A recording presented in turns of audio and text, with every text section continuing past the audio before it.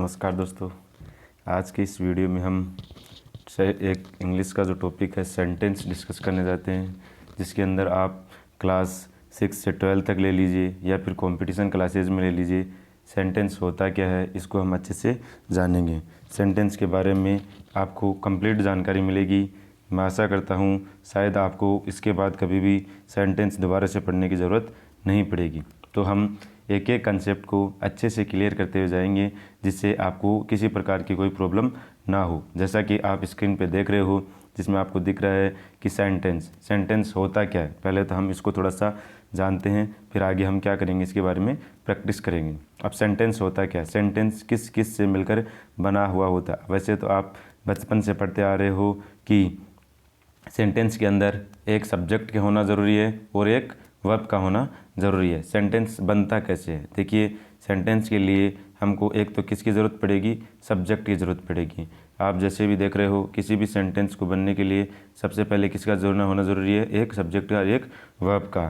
कुछ दोस्त ऐसे बोलते हैं कि क्या सब्जेक्ट और वर्ब से ही सेंटेंस बन जाएगा, क्या ऑब्जेक्ट की ज़रूरत नहीं है या फिर हेल्पिंग वर्ब की ज़रूरत नहीं है। और क्योंकि जब एक सब्जेक्ट और एक मेन वर्ब मिलके किसका निर्माण कर सकते हैं, एक सेंटेंस का निर्माण कर सकते हैं। और एक सेंटेंस के लिए एक सब्जेक्ट और एक वर्ब का होना बहुत ज़रूरी है, जिसको हम आज बहुत अच्छे से क्लियरली डिस्कस करेंगे, जिससे आपको किसी प्रकार की कोई प्रॉब्लम ना रहे।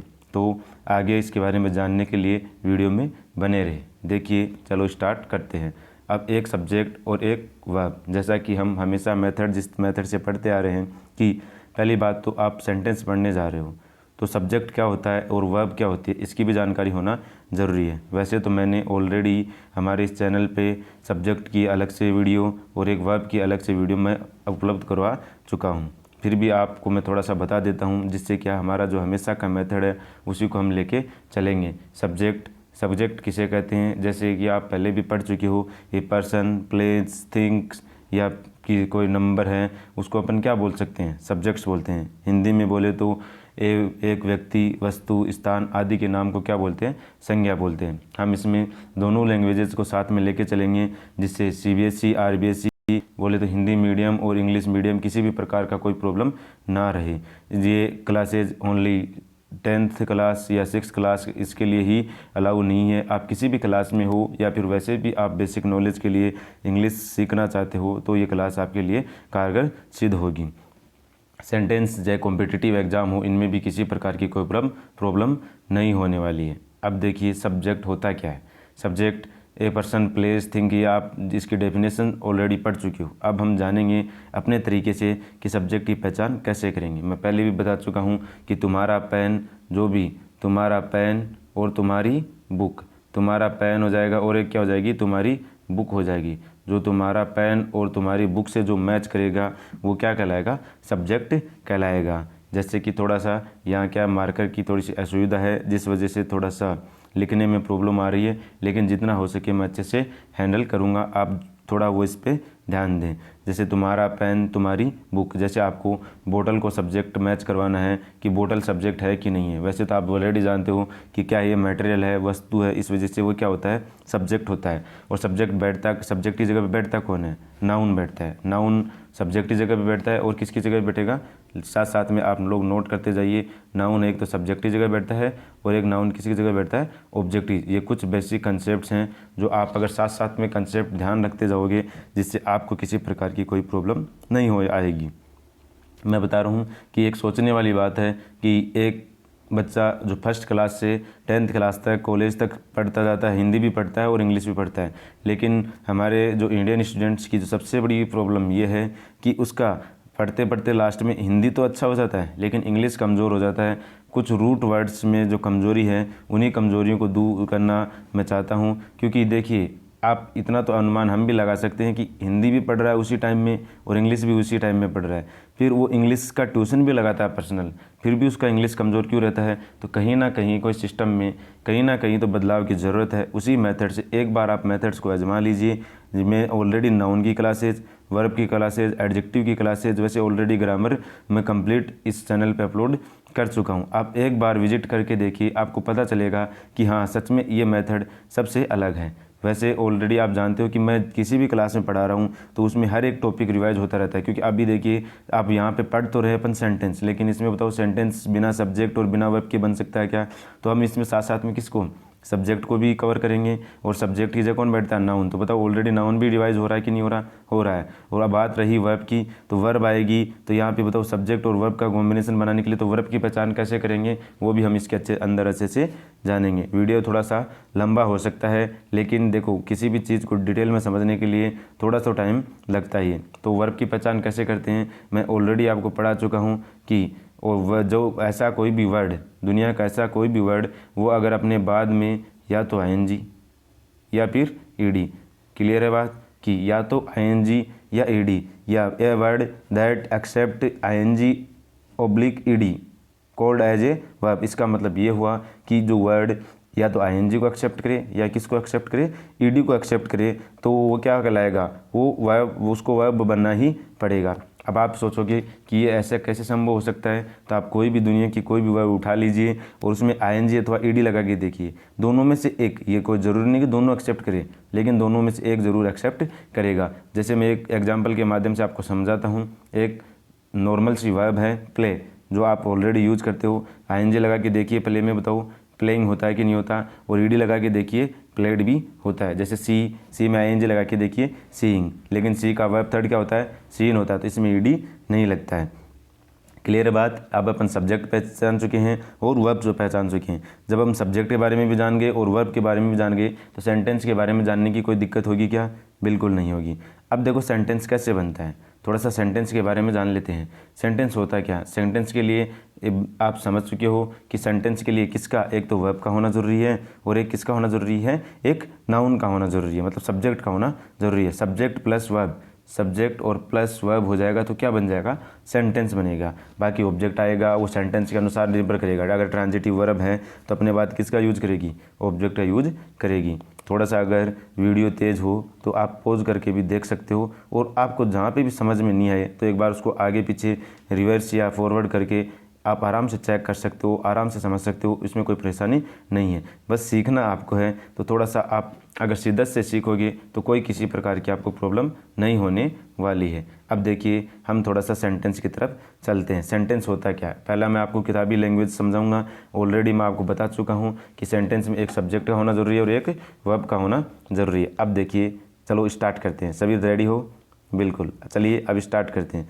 अब थोड़ा सा मैं किताबी लैंग्वेज में समझा देता हूँ। वैसे ऑलरेडी आप फंडामेंटल्स का यही है कि एक सब्जेक्ट का होना ज़रूरी है और एक किसका, वर्ब का होना ज़रूरी है। देखिए when we communicate with each other, जब हम एक दूसरे से बात करते हैं, we express our thoughts and ideas through words which together make complete sense. इसका मतलब क्या हुआ कि हम जब एक दूसरे से बातें करते हैं, मैं पहले ही बता चुका हूँ कि जो हम हिंदी और इंग्लिश दोनों मीडियम्स के अंदर पढ़ेंगे, जिससे न तो हिंदी मीडियम वालों को प्रॉब्लम हो और न ही इंग्लिश मीडियम में। इसमें थोड़ी सी दुविधा आपकी रहेगी कि वीडियो थोड़ा सा क्या होगा, लंबा होगा, लेकिन कंसेप्ट से पढ़ोगे तो थोड़ा तो टाइम लगेगा ही। एक बार अच्छे से समझ लीजिए, बार बार आपको भटकना नहीं पड़ेगा।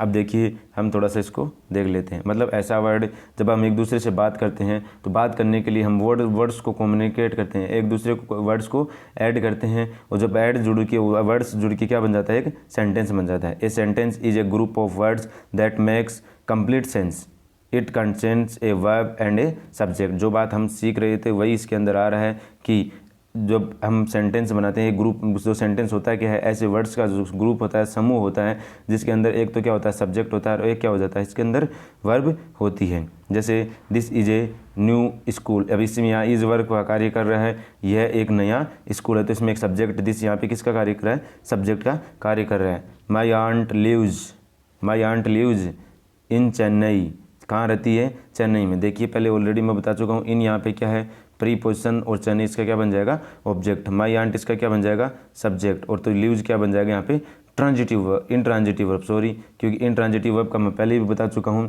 कि इंट्रांजिटिव वर्ब किस पे एक्शन करता है, सब्जेक्ट पे एक्शन करता है। थोड़ा सा मैं इसके बारे में फिर बता देता हूँ। मैं पहले भी ऑलरेडी बोल चुका हूँ आपको कि हम पढ़ तो रहे हैं सेंटेंस, लेकिन हर एक टॉपिक है वो आपका रिवाइज होता रहेगा। अब यहाँ पे वर्ब आ गया तो देखो, मैं पहले भी ऑलरेडी, आप अगर नहीं पढ़े हो, नहीं देखे हो, तो आप ट्रांजिटिव वर्ब और इंट्रांजिटिव वर्ब का वीडियो आप जाके पढ़िए पहले, और उसके बाद आप सेंटेंस करोगे तो आपको और भी आसानी से आप अच्छे से समझ पाओगे। देखो सारे टॉपिक्स तो मैं इसमें रिवाइज नहीं कर पाऊंगा, लेकिन ऑलरेडी आपको क्लासेज इसके अंदर उपलब्ध है, ऑलरेडी आपके पास में उपलब्ध है, तो वहाँ से आप अच्छे से रिवाइज कर सकते हो।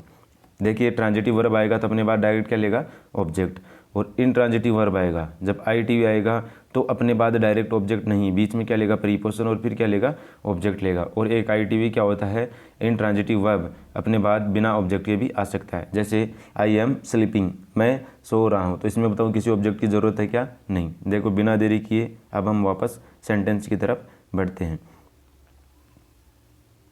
अब हम सेंटेंस पढ़ रहे थे तो क्या हो गया, आई लाइक, मैं पसंद करता हूँ, क्या पसंद करते हो, ट्रांजिटिव वर्ब की तरह। तो टू प्ले, खेलना, क्या खेलना पसंद करते हो, क्रिकेट। तो देखो I like to play cricket, मैं क्रिकेट खेलना पसंद करता हूँ। तो बताओ इसमें अपन को ध्यान क्या देना है, एक सब्जेक्ट की तरफ ध्यान देना है और एक किसकी तरफ देना है, वर्ब की तरफ देना है। लाइक यहाँ पे वर्ब है, लाइक में ING लगा के देखिए, लाइकिंग नहीं तो लाइक में ED लगा के देखिए। लाइक तो पढ़ा आपने, बिल्कुल। नेक्स्ट देखिए, I have many friends, have यहाँ पे किसका कार्य करेगा बताओ। आप वैसे भी पढ़ चुके हो कि हैव के बाद वर्ब की थर्ड फॉर्म का यूज होता है, लेकिन यहाँ पे तो आप सोचोगे कि यहाँ पे वर्ब की थर्ड है ही नहीं, लेकिन यहाँ पे हैव मैन वर्ब का कार्य कर रहा है, न कि हेल्पिंग वर्ब। जब हैव हेल्पिंग वर्ब होता है तो अपने बाद वर्ब की कौन सी फॉर्म का यूज करता है, थर्ड फॉर्म का। लेकिन जब मैन वर्ब होता है तो जब हैव मैन वर्ब होता है तो अपने बाद किसका यूज करता है, ऑब्जेक्ट, और ऑब्जेक्ट जगह कौन बैठता है, नाउन बैठता है। चलो नेक्स्ट आगे कुछ और सेंटेंसेज हम सॉल्व करने की कोशिश करते हैं। नेक्स्ट यहाँ पे क्या है, subject verb एग्रीगेंट is a must both in the numbers and persons. अब देखो पर्सन्स के बीच में, नंबर्स के बीच में सब्जेक्ट और वर्ब का क्या कॉम्बिनेशन होता है, उसको थोड़ा सा हम सीख लेते हैं। देखिए आगे हम स्टार्ट करते हैं।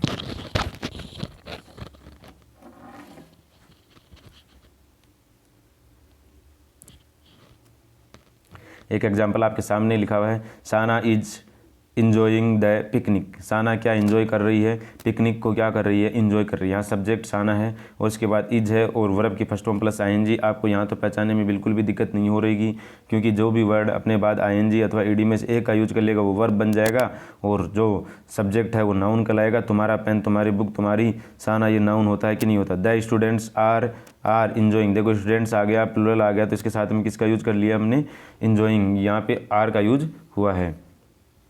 फिर हम नेक्स्ट देखते हैं। नेक्स्ट इसके अंदर है कि जो नेक्स्ट वर्ड है, नेक्स्ट आपके सामने है कि थोड़ा सा अनकन्वेंशन हो रहा है, 1 second.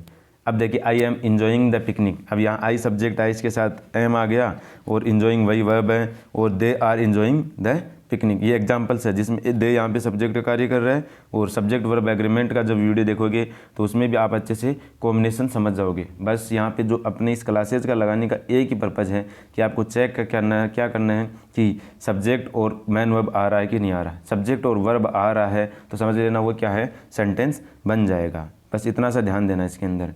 A plural verb is required when 2 and more singular nouns और pronouns are joined by a conjunction. अब इसका मतलब देखिए कैसे, गौरी एंड दीपक, यहाँ पे बताओ 2 सिंगुलर नाउन्स हैं और दोनों को किसके साथ ऐड किया गया है, एंड के साथ यूज किया गया। दोनों का ऐड करके एक वर्ब, एक जो नाउन है प्लूरल नाउन बना, तो इसके साथ में इज आएगा कि आर आएगा, आर आएगा। Is are in the same class. अब यहाँ पे आर किसका कार्य कर रहा है, वर्ब का। तो बताओ सब्जेक्ट और वर्ब का दोनों का काम हुआ कि नहीं हुआ, हो गया।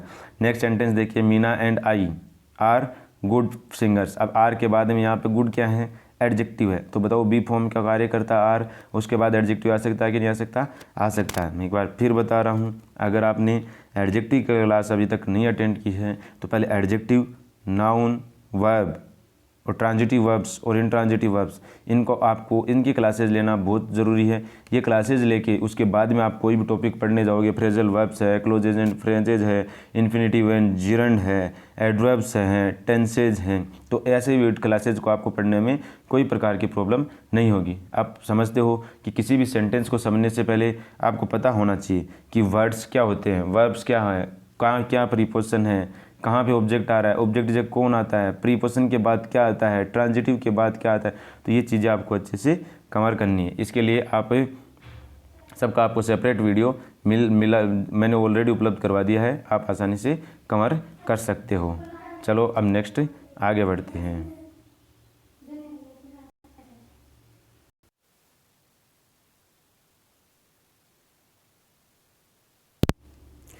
चलो आगे स्टार्ट करते हैं। थोड़ा सा असुविधा के लिए खेद है। नेक्स्ट स्टार्ट करते हैं। अब देखिए आगे हम कहाँ पहुँच गए थे। हम सेंटेंस पढ़ रहे थे। सेंटेंस के अंदर एक सब्जेक्ट को देखेंगे और एक किसको देखेंगे, वर्ब को देखेंगे। इतना सा देखना है, उसके बाद आपको सेंटेंस में कोई प्रॉब्लम नहीं आनी। आपको क्या करना है, सब्जेक्ट को ढूंढना है, एक वर्ब को ढूंढना है। आप फाउंड करोगे एक सब्जेक्ट को और एक किसको, वर्ब को, तो वहाँ से सेंटेंस आपका क्या हो जाएगा, कंप्लीट हो जाएगा। थोड़ा एग्जाम्पल्स हैं, इसको थोड़ा जल्दी कवर कर लेते हैं। देखिए आगे वाला, a singular verb is used when two nouns और एडजेक्टिव्स सजेस्टेड वन आइडिया और refer to the same person और थिंग्स। देखिए driving and colouring is my hobby. देखो आप एक ही कैटेगरी की बात कर रहे हैं। आप सोच रहे हो कि यहाँ पे इज के साथ आर क्यों नहीं आया, क्योंकि एक ही कैटेगरी के अंदर, समझ रहे हो, ब्रेड एंड बटर उसी कैटेगरी के अंदर क्या है, ड्राइविंग एंड कलरिंग एक कैटेगरी को बता रहे हैं, तो यहाँ पे आर नहीं, किसका यूज़ करेंगे, इज का यूज़ करेंगे। ऑलरेडी यहाँ पे सेंटेंस में आपको देखना क्या है, एक सब्जेक्ट और एक वर्ब, जो आपको ऑलरेडी दिखाई दे रहा होगा। The red and green umbrella. अब यहाँ पे देखिए ये दोनों क्या है, कलर की एक कैटेगरी है, तो वहाँ पे इज नॉट माइन, इसका मतलब यहाँ पे आर नहीं, किसका यूज़ करेंगे, इज का यूज करेंगे। फिर आगे देखिए, when one noun is singular and one is plural, put the plural one next to the verb and use a plural verb. देखिए neither my mother nor my sister. अब देखो किसके साथ में यूज करेंगे, किस कॉम्बिनेशन के, जो सबसे ज़्यादा नज़दीक है वर्ब के, उन्हीं के अनुसार किसका यूज करेंगे, वर्ब का यूज करेंगे। इसी का नेक्स्ट एग्जांपल देखिए, आइदर यू और योर ब्रदर्स। अब यह ब्रदर्स के साथ एस आया है, मतलब एक से ज़्यादा ब्रदर्स की बात कर रहा है, तो यहाँ पे हैज़ नहीं, किसका यूज़ करेंगे, हैव का यूज़ करेंगे। कॉम्बिनेशन समझ पा रहे हो आप कि इसमें क्या करेंगे हम, जब भी ऐसा कॉम्बिनेशन आए तो पास वाले सब्जेक्ट के अनुसार देखेंगे। और जब एक ग्रुप की बात हो तो वहाँ सिंगुलर वर्ब का यूज करेंगे। तो इसमें पहले वाले से एग्जांपल के अंदर आपको माई सिस्टर, इसका मतलब सिंगुलर है, अगर यहाँ पे माई सिस्टर्स होता तो प्लूरल का यूज करते। ऐसे ही जो सेकंड आपका एग्जांपल्स है उसके अंदर माई ब्रदर्स है, योर ब्रदर्स है, सॉरी ब्रदर्स है, तो यहाँ पे है, और अगर ब्रदर होता तो किसका यूज करते, हैज का यूज करते हैं। नेक्स्ट सेंटेंस देखिए, ए singular verb must follow either neither each और एवरीवन। देखो आप सेंटेंसेस को हम किसी भी तरीके से पढ़ सकते हैं, लेकिन मेन इसका जो मेथड है वो क्या रहेगा, इसका मेथड ये रहेगा कि हम सब्जेक्ट और किसको फाइंड करेंगे, एक वर्ब को, वहाँ से क्या बन जाता है, सेंटेंस बन जाता है। अब देखो एवरीवन हैज़ टू सिंग, इसका मतलब यहाँ पे हैज़ टू किसका कार्य करता है, मॉडल का कार्य करता है, कि एवरीवन हैज़ टू सिंग का मतलब है प्रत्येक आदमी को गाना पड़ता है, और मॉडल के बाद वर्ब की किस फॉर्म का यूज करेंगे, फर्स्ट फॉर्म का यूज करेंगे। Each one of the students. अब यहाँ पे देखो one of the students, one of the members, one of the family members, one of the labours, one of the countries, तो ऐसा कोई सेंटेंस आता है तो यहाँ पे ऑफ यहाँ प्रीपोजिशन का कार्य करता है, और प्रीपोजिशन के बाद देखिए इस सेंटेंस को अच्छे से देखिए, यहाँ पे ऑफ प्रीपोजिशन है। तो मेरे को एक बात बताइए, जब प्रीपोजिशन ऑफ यहाँ पे प्रीपोजिशन है तो प्रीपोजिशन के बाद सब्जेक्ट आता है कि ऑब्जेक्ट आता है, ये ऑब्जेक्ट हो गया। तो ऑब्जेक्ट आ गया तो फिर सब्जेक्ट कौन होगा इसका, वन, ईच वन हो गया, तो वन के अनुसार इज या आर, इज आएगा। तो यहाँ पे आर करने की गलती मत कर देना। बहुत से स्टूडेंट्स है जो ऐसे क्वेश्चन के अंदर प्रॉब्लम करते हैं और यहाँ पे गलती कर बैठते हैं, तो ऐसी गलती आपको नहीं करनी है। फिर आगे वाले सेंटेंस देखिए, each truck and each car. अब यहाँ पे एक ये प्रत्येक कार और प्रत्येक ट्रक की बात कर रहा है, तो यहाँ पे एक इसको भी किस किस समय में बांट रहा है, प्रत्येक सिंगुलर के साथ सेंस में इसको जोड़ने का कार्य नहीं कर रहा है, इनको दोनों को सेपरेटिव बता रहा है। तो इसलिए किसका यूज करेंगे, ईच और एंड, ईच आ रहा है, ईच के साथ किसका यूज करेंगे, सिंगुलर के साथ में ईच का यूज करेंगे। नेक्स्ट देखिए, अब यहाँ पे नेक्स्ट क्या है, द पेयर ऑफ स्लीपर्स। अब देखो पेयर की बात करा, ग्रुप की बात करा है, स्लीपर्स तो है, एक से ज़्यादा भी है, लेकिन ओ प्रीपोजिशन और प्रीपोजिशन के बाद स्लीपर्स क्या बन जाएगा, ऑब्जेक्ट बन जाएगा। तो दिस पेयर है, तो यहाँ किसका क्या, दिस पेयर क्या बन जाएगा, सब्जेक्ट, इसके अनुसार क्या इज आएगा, आर नहीं आएगा। देखो ये जो टॉपिक है, ऐसा लग रहा है कि हम पढ़ तो रहे हैं सेंटेंस, लेकिन ऐसा लग रहा है कि ये किसका कार्य कर रहा है, बताइए। ये ऐसा लग रहा है कि हम सब्जेक्ट वर्ब एग्रीमेंट पढ़ रहे हैं, लेकिन सब्जेक्ट और वर्ब का एग्रीमेंट होगा तभी तो सेंटेंस बनेगा। एक सब्जेक्ट और एक वर्ब और दोनों का एग्रीमेंट हो गया तो क्या बन जाएगा, सेंटेंस बन जाएगा। आपको ज़्यादा स्ट्रेस नहीं लेना है, सिर्फ ध्यान क्या रखना है, एक सब्जेक्ट और एक क्या, वर्ब। आप बाकी आप प्रत्येक टॉपिक का जो अपन ने सेपरेट वीडियोज़ बना रखा है उनको अच्छे से पहले विजिट कीजिए, उसके बाद इस वीडियो को पढ़ोगे तो और भी अच्छे से समझ में आएगा। मैं अच्छे से आपको कवर करवाने की कोशिश करूँगा। आप थोड़ा सा आप अपने आप को कंफर्टेबल फील करके बैठिए और अच्छे से ध्यान लगाइए। आगे वाले में the children children are playing in the garden. इसको देखिए, some nouns which are plural in meaning but singular in form take a plural verb. देखो फॉर्म में तो सिंगुलर होते हैं लेकिन मीनिंग इनकी क्या होती है, प्लूरल होती है। इसी वजह से वो सिंगुलर का यूज़ नहीं किसका यूज़ करते हैं, प्लूरल का यूज़ करते हैं। तो यहाँ चिल्ड्रन के साथ इज नहीं क्या आएगा, आर आएगा। Singular verb required when each sorry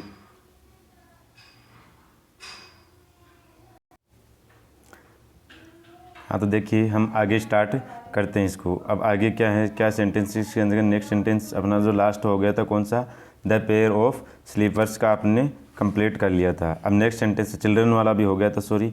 next आपके सामने आ रहा है the troupe is going to give a performance. यहाँ पे एक ग्रुप की बात कर रहा है। The audience was and thrilled at their performance. At यहाँ पे क्या है, प्रीपोजिशन, और जो दियर परफॉर्मेंस है वो उसका क्या बन जाएगा, ऑब्जेक्ट बन जाएगा। तो सब्जेक्ट यहाँ पे क्या होगा, द ट्रूप होगा। तो सब्जेक्ट और एक वर्ब आ रहा है, इसका मतलब ये भी क्या बन जाएगा, सेंटेंस बन जाएगा। अब आगे देखिए, the singular verb is required when the plural noun depicts some specific quantity or amount considered as a single wall unit। अब देखिए इसके अंदर कैसे समझेंगे, द 3 किलोमीटर्स। अब ये किसकी बात कर रहा है, जब अब एक सिंगुलर वर्ब है रिक्वायर्ड, जब एक सम स्पेसिफिक क्वांटिटी की बात करें, अमाउंट की बात करें, तो उसके अंदर किसका यूज में काउंट करेंगे अपन इसको, सिंगुलर के अंदर। अब यहाँ पे 3 किलोमीटर्स एक बाउंडेशंस दे रहा है इसको कि 3 किलोमीटर, तो इसको किस में काउंट करेंगे, सिंगुलर में यूज करेंगे। 3 kilometres is a long distance, इसका मतलब 3 किलोमीटर भी एक क्या होती है, एक लंबी दूरी होती है। चलो नेक्स्ट अपन आगे बढ़ते हैं। नेक्स्ट आपके सामने सेंटेंसेज आ रहे हैं, कुछ फीचर्स आ रहे हैं। फीचर्स आ रहे हैं कि a sentence is a group of words that makes complete sense. It starts with a capital letter, it ends with a full stop. मतलब एक कैपिटल लेटर के साथ स्टार्ट होगा और किसके साथ कंप्लीट होगा, ये फुल स्टॉप के साथ होगा। If it states a fact, अगर ये किसी एक फैक्ट की बात करता है। It ends with A question mark. If यदि इट आस्क ए क्वेश्चन और एन एक्सप्लेनेशन मार्क। इफ़ यदि it express a sudden feeling of surprise, Joy और सॉरो। बस समझने वाली बात यही है, जब ये अगर किसी फैक्ट की बात करेगा तो ये कैपिटल लेटर के साथ स्टार्ट होगा और किसके साथ, पूर्ण विराम फुल स्टॉप के साथ एंड करेंगे। और जब यही अगर किसी क्वेश्चन की बात करता है, किसी से अपन क्या करते हैं, क्वेश्चन पहुँचते हैं, जैसे what are you doing here, तो इसके साथ में लास्ट में क्या लगाएंगे अपन, क्वेश्चन मार्क, क्योंकि सेंटेंस के अंदर ही क्या आ रहा है, क्वेश्चन मार्क आ रहा है। तो क्वेश्चन मार्क लगाना बहुत जरूरी है, क्योंकि आप क्या कर रहे हो, क्वेश्चन पूछ रहे हो। अगर आप किसी से विस्मय बोधक एक्सप्लेनेशन की बात कर रहे हो, तो एक्सप्लेनेशन की बात करो, या किसी के साथ एक सडन फीलिंग की बात करते हो, सरप्राइज की बात करते हो, जॉय की बात, तो यहाँ पे जो मार्क आएगा वो किसका आएगा, एक्सप्लेनेशन, जो आप ऑलरेडी इसके बारे में जानते हो। नेक्स्ट आप थोड़ा सा और प्रैक्टिस की तरफ अपन बढ़ते हैं।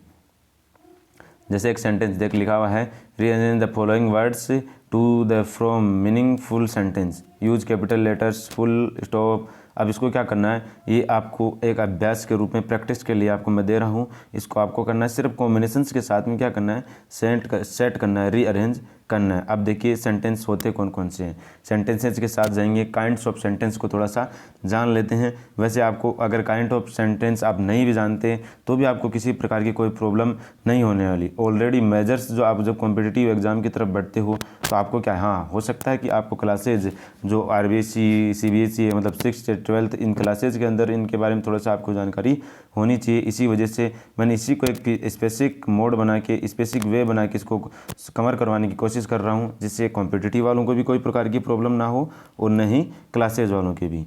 अब देखिए आगे हम इसको थोड़ा सा जानने की कोशिश करते हैं।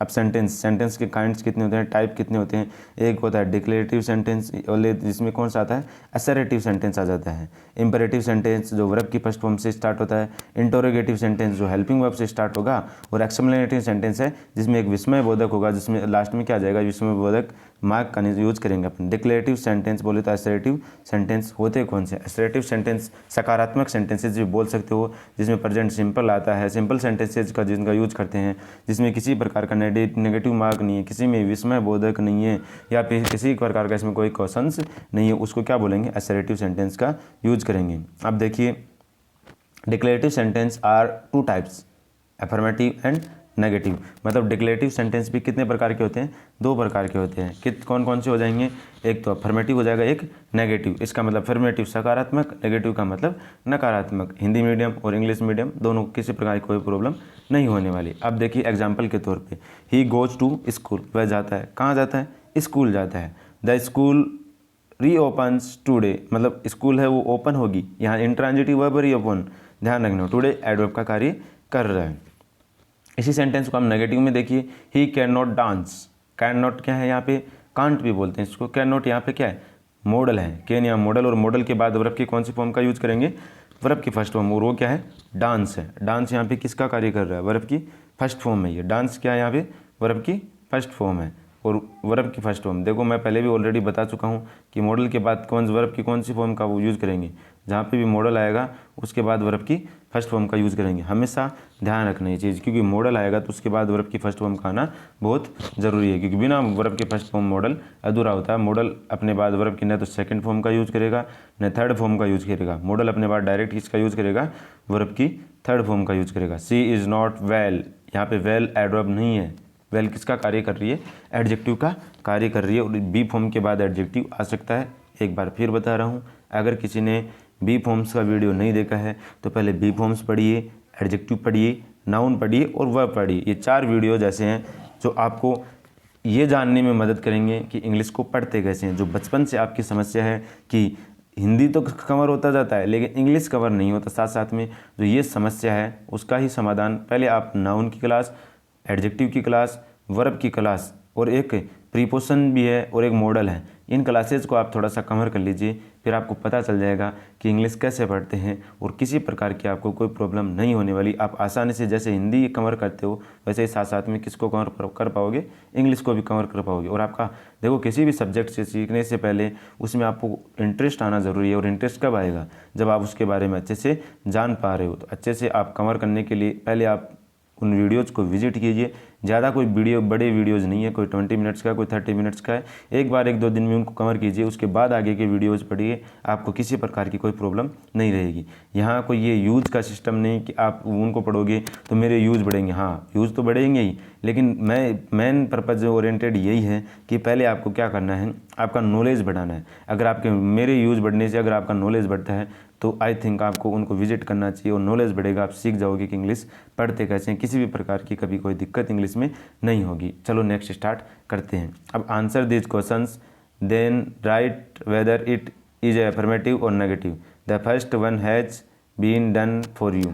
देखो पहला आपको सेंटेंस है जो आपको पहले से दिया हुआ है, वो आपके लिए किया गया है, और बाकी आपको क्या करना है, do you study in English. पहले तो आपको क्या करना है कि क्या आप do you study in college, क्या आप कॉलेज में पढ़ते हो। ये कौन सा सेंटेंस है, अभी हम इंट्रोगेटिव सेंटेंसेस पढ़ेंगे जब आपको अच्छे समझ में आ जाएगा। इंट्रोगेटिव सेंटेंस में क्या होता है, जो हेल्पिंग वर्ब है, इंट्रोगेटिव सेंटेंस में होता है क्या है, आपकी जो हेल्पिंग वर्ब है वो कहाँ आ जाती है, सब्जेक्ट से पहले आ जाती है। तो यहाँ पे देखिए डू यहाँ पे हेल्पिंग वर्ब है और यूँ सब्जेक्ट उससे पहले आ रही है। तो I don't study in college. अब यहाँ पे ये कौन सा सेंटेंस हो गया, नेगेटिव सेंटेंस हो गया। 1-2 सेंटेंसेज मैं आपको करवाता हूँ, बाकी सेंटेंसेज आपको कवर करने हैं, जिससे मैं आपको तरीका है वो आपको मैं बता देता हूँ, बाद में बाकी आप अच्छे से कवर कर ही लोगे, जिससे कि आपका अभ्यास भी हो जाएगा और आप खुद करोगे तो इससे आपको कोई दिक्कत नहीं आएगी।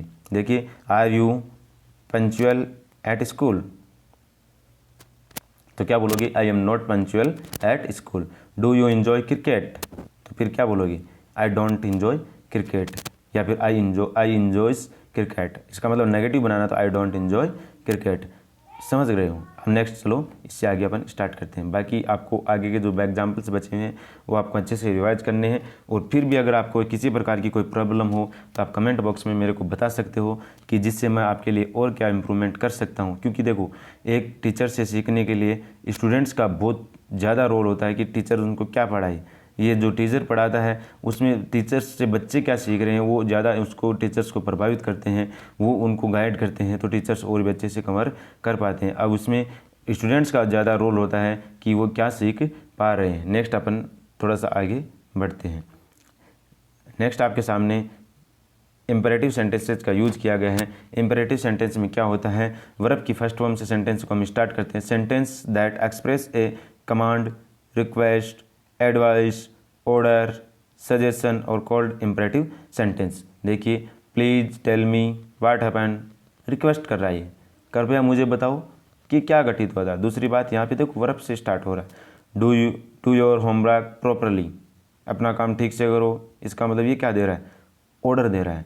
Imperative sentence may be used to express a command, अब एक आदेश देने के लिए, कमांड देने के लिए भी अपन किसका यूज कर सकते हैं, इंपरेटिव सेंटेंस। एग्जाम्पल देखिए, कम हियर, यहाँ आइए, bring the box here, box को यहाँ लेके आइए। देखिए नेक्स्ट एग्जाम पे, to make a request, please help me clean the cupboard, कृपया मेरी सहायता करो इस कप बोर्ड को साफ करने में, क्लीन करने में। आप अच्छे से समझ पा रहे हो, इसमें हिंदी मीडियम और इंग्लिश मीडियम का कोई मेथड नहीं है। सीखना है तो आप आराम से सीख जाओगे, चाहे हिंदी मीडियम हो चाहे इंग्लिश मीडियम हो। और अगर टाइम पास ही करना है तो आप कैसे भी कर सकते हो, वो आप बहुत अच्छे से जानते हो, मेरे से बेहतर जानते हो। नेक्स्ट देखिए example, never lose your patience, कभी भी अपना पेशेंस मत खोना, कॉन्फिडेंस मत खोना। ये सब क्या है, किसी में सलाह दे रहा है, किसी में ऑर्डर दे रहा है, किसी में रिक्वेस्ट कर रहा है, किसी में एडवाइस दे रहा है। तो ये चीज़ें जो है कवर करने के लिए किस सेंटेंस का यूज़ करेंगे, अपन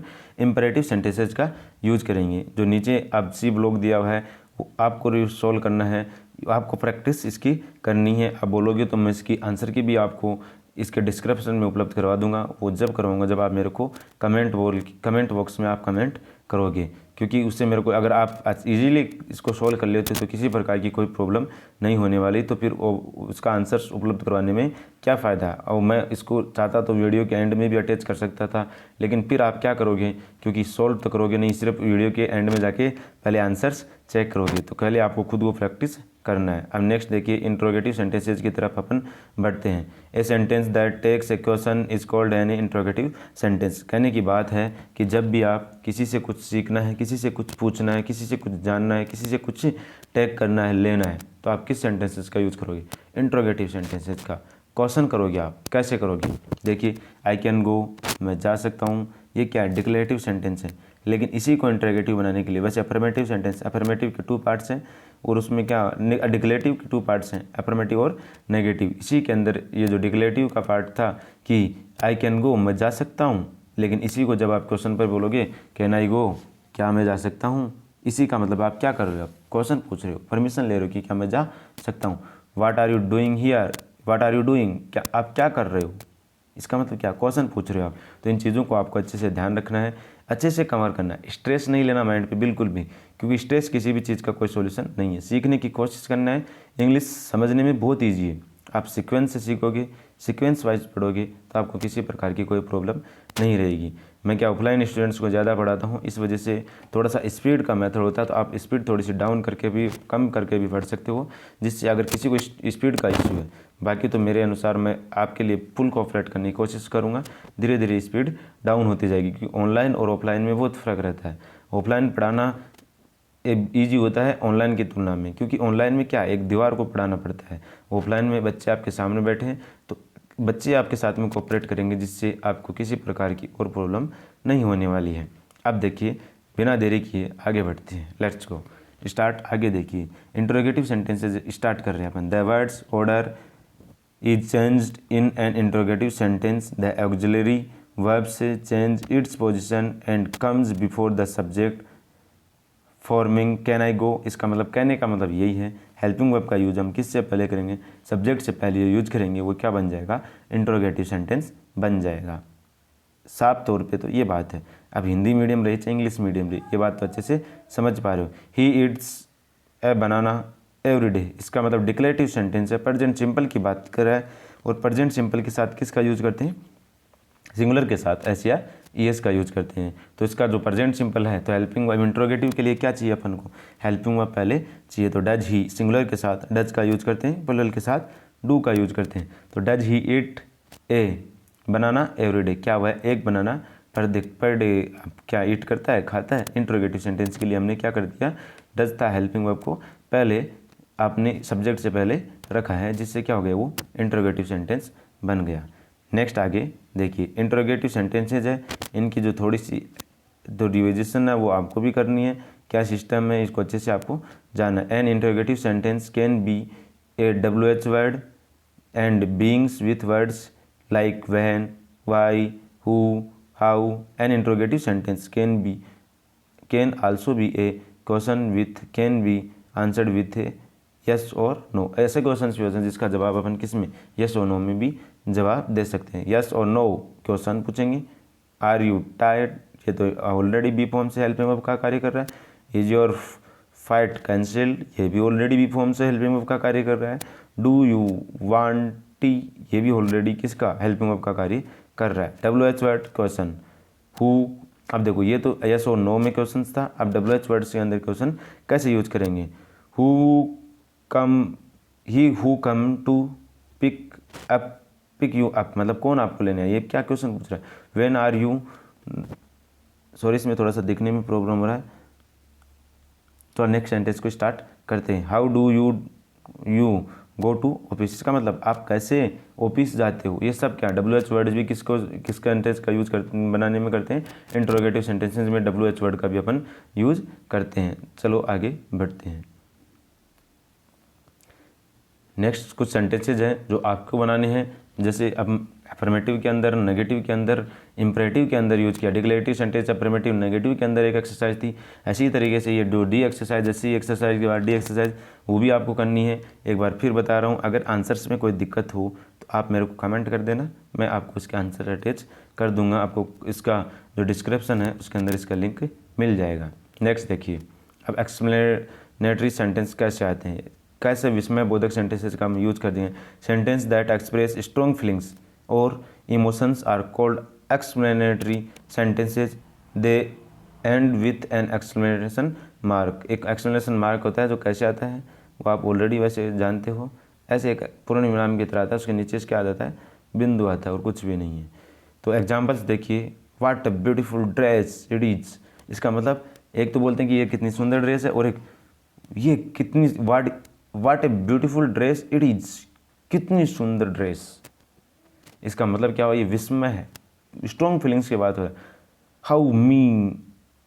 हाउ मेलोडियस सी सिंग्स, कितना सुंदर गाती है, कितना अच्छा गाती है. इसका मतलब क्या हुआ, ये सब किसका यूज कर रहे हैं, ये सब क्या है, ये इंपरेटिव एक्सप्लेनेटरी सेंटेंसेस है जो विस्मय बोधक, एक आश्चर्य होता है, फीलिंग होती है, फीलिंग के साथ कितना अच्छा गाती है, कितना अच्छा नाच लेती है, कितना अच्छा आप खाना खाते हो, ये क्या है, ये सब विस्मय बोधक के साथ बोल रहे थे. इसको एक्सप्लेनेटरी सेंटेंस बोलेंगे. कुछ फीचर्स है, इसको थोड़ा सा आप जान लीजिए. इट एंड्स, अब देखो, an assertive sentence makes a statement. It ends with a full stop. Assertive सकारात्मक sentence. An assertive sentence can be positive और नेगेटिव. असर्टिव सेंटेंस पॉजिटिव भी हो सकता है और नेगेटिव भी हो सकता है. An imperative sentence ends with a full stop. Imperative sentence भी किसके साथ एंड होता है, फुल स्टॉप के साथ होता है. Sentence that express a command, request, advice, order, suggestion और कॉल्ड इंपरेटिव सेंटेंसेज. ऑलरेडी हम पढ़ चुके हैं, थोड़ा सा इसमें रिवाइज हो जाएगा. An imperative sentence ends with a full stop. Okay, ये सारा हो गया है. आगे थोड़ा सा जो ई वाली एक्सरसाइज है वो आपको क्या करनी है, सोल्व करनी है. कैसे करनी, री right the sentence given below explanatory sentence using how and what. ये आपको एक्सरसाइज करनी है. अब पार्ट्स ऑफ सेंटेंस क्या होता है, पहले भी हम पढ़ चुके हैं. एक sentence has two parts, subject and एक क्या लिख रखा है, प्रेडिकेट. इसका मतलब एक क्या, एक सब्जेक्ट और एक क्या है, वर्ब पार्ट्स होता है, उसको प्रेडिकेट पार्ट बोलते हैं. तो एक सब्जेक्ट का होना और एक वर्ब का होना एक सेंटेंस के लिए बहुत ज़रूरी है, जो हम ऑलरेडी पढ़ चुके हैं. इसमें अच्छे से रिवाइज हो जाएगा. जैसे माई मदर लव्स, जो प्रेडिकेट पार्ट है, मेरी जो माता जी है वो क्या सब्जेक्ट है. तुम्हारा पेन, तुम्हारी बुक, तुम्हारी वॉट, मदर यहाँ पे क्या है, सब्जेक्ट है. जो लव्स टी, इसका मतलब क्या हो जाएगा, जो माता जी पसंद करती है किसको, चाय को. लव्स यहाँ ट्रांजिटिव वर्ब और टी यहाँ क्या बन जाएगा, ऑब्जेक्ट बन जाएगा.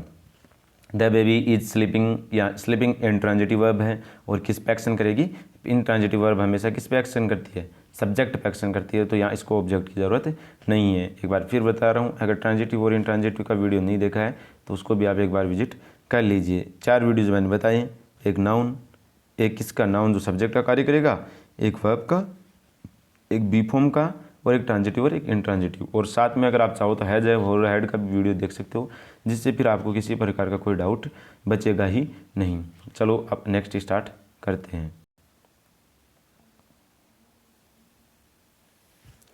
The people in the room, देखो इन यहाँ प्रीपोजिशन, रूम इसका ऑब्जेक्ट है, तो द पीपुल इसका क्या बन जाएगा, सब्जेक्ट। एक कंप्लीट ग्रुप ऑफ सब्जेक्ट है ये, वर इंजॉइंग।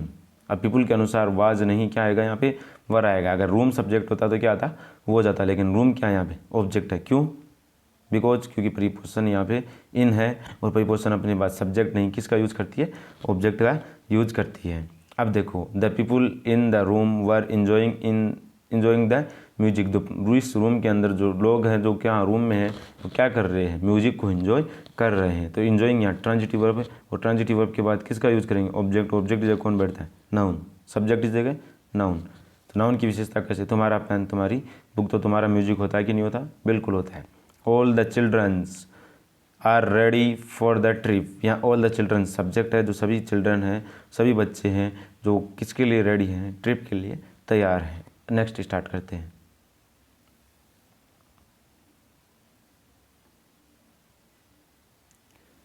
थोड़ा सा आगे बढ़ते हैं, वीडियो अपन एंडिंग में है, थोड़ा सा स्कोर कवर कर लेते हैं, जिससे आपको किसी प्रकार का कोई प्रॉब्लम ना हो। कुछ फीचर्स देने हैं, वो आपको रिवाइज करने हैं।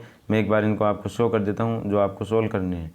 ज़्यादा कोई टफ नहीं है, वही प्रेडिक्शन चल रहा है, वही सिस्टम चल रहा है, वही सब्जेक्ट और वर्ब को देखना है, और सब्जेक्ट वर्ब एग्रीमेंट का कॉम्बिनेशन करवाना है, जिससे आपको कोई प्रकार की समस्या ना हो। ये प्रैक्टिस है जो आपको करनी है। एक और है जो नेक्स्ट, आप इसको एक बार पॉज कर लेना, अच्छे से कवर कर लेना, और इसका स्क्रीनशॉट लेके आप अच्छे से सॉल्व कर लेना। किसी भी क्वेश्चन में आंसर में दिक्कत आए तो आप मेरे को मैसेज ज़रूर करना।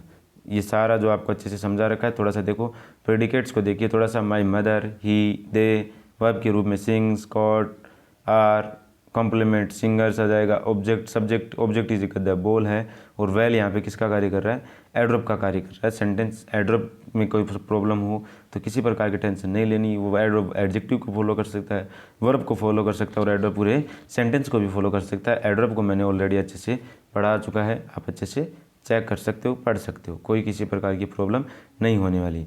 आपको सिर्फ ध्यान देना क्या है, जो अब ये फ्रेज एंड क्लोजेज, इसका भी ऑलरेडी मैं वीडियो डाल चुका हूँ।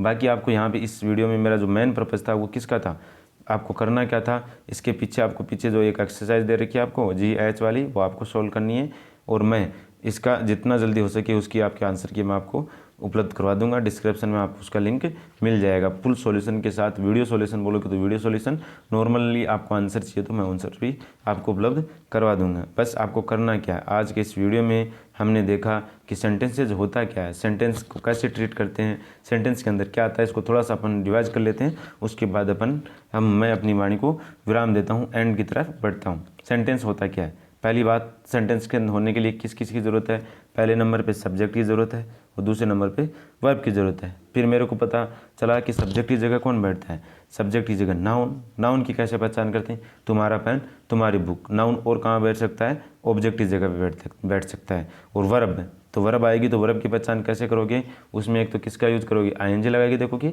और एक ED। अगर ING और ED में से अगर किसी एक को भी एक्सेप्ट करता है, ए वर्ड दैट एक्सेप्ट ING/ED, मतलब इनमें से एक को भी एक्सेप्ट कर लेता है, तो वो क्या कहलाता है, मैन वर्ब की फर्स्ट फॉर्म कहलाती है। और अगर वर्ड ING अथवा ED में से किसी को भी एक्सेप्ट नहीं करता तो वह कभी भी मैन वर्ब की फर्स्ट फॉर्म नहीं बन सकती। अपना ध्यान रखिए, अपनी फैमिली का ध्यान रखिए, अच्छा खाइए, हेल्दी रहिए, बराबर पढ़ाई कीजिए। आज के इस वीडियो में इतना ही। धन्यवाद। जय हिंद, जय भारत।